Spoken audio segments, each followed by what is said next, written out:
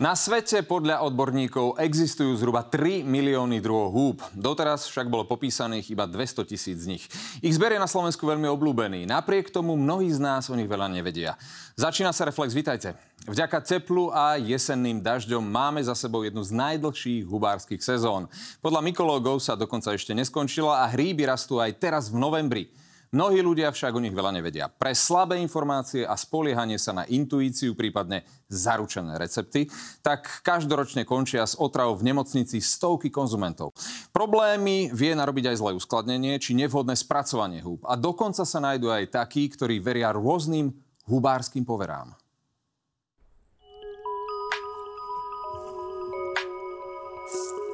Tá bude zajtra pekná.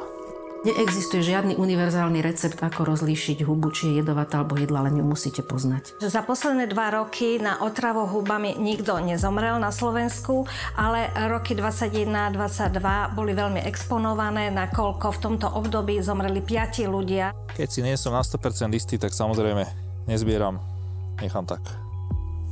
Žiadna povera neplatí. Napríklad, ak je huba ohryzená od slimáka, tak musí byť jedlá. Predsa ten slimák sa neotrávil, neumrel. Dokonca niektorí idú ďalej a tvrdia, že aj červivé huby by mali byť jedlé, lebo ani ten červík sa neotrávil a neumrel. To je všetko absolútna hlúposť, pretože slimák, dokonca aj veverička, tie červíky už ani nehovorím, majú úplne iný metabolizmus ako človek, im škodia iné veci. Takisto neplatí, že keď varíte cibulu s jedovatými hubami, tak tá zčernie, alebo petržlenová vňaťka zožltne, alebo strieborná lyžička očernie. V poslednom období to bolo použitie hodvábnice veľkej, ktorá spôsobuje prudké bolesti brucha a hnačky, že mnohí boli aj hospitalizovaní. Rástlo strašne veľa bedlí. Naše jediné šťastie je, že nerástlo rovnaké množstvo muchotrávok zelených. Muchotrávku zelenú si ľudia zamieňajú najčastejšie s bedlou vysokou, alebo s plávkou, alebo šampiňónom, čiže pečiarkou. Bedličky nie sú malé bedle, ako malé plodnice bedle jedlej. Bedličky sú samostatný rod. Najväčšie bedličky by sa dali zameniť s malými bedlami. A tam je veľmi nebezpečné to, že oni naozaj obsahujú veľmi prudké jedy, podobné jedom muchotrávky zelenej. Tá je malinká, to je škoda brať.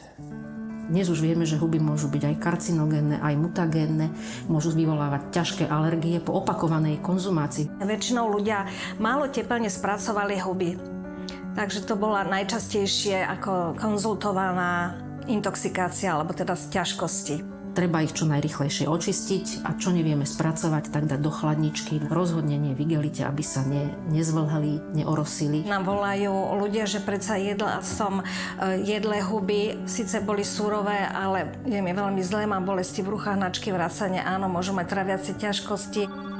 Treba si dať tekutiny, aktívne uhlie a keby ste mali nejaké potiaže a že by vám to neprechádzalo, tak treba navštíviť lekára. Sú huby, na ktoré sa alkohol nesmie piť. To sú známe hnojníky, ktoré majú tzv. Ten antabusový efekt, čiže vám naozaj po nich príde zle. Dokonca sa tvrdí, že po hnojníkoch si až 2-3 dni ani malé pivo nemôžete dať. Deti by podľa názorov lekárov nemali huby jesť až do 10 rokov veku. Otravy detí bývajú veľmi, veľmi nepríjemné, ale ak máte skúsenosti, že vaše dieťa huby miluje a ste si istí, že mu dáte len nejaké dubáčiky alebo kuriatka, tak v malých množstvách a opatrne. No, tak predsa. Krásny suchohryb.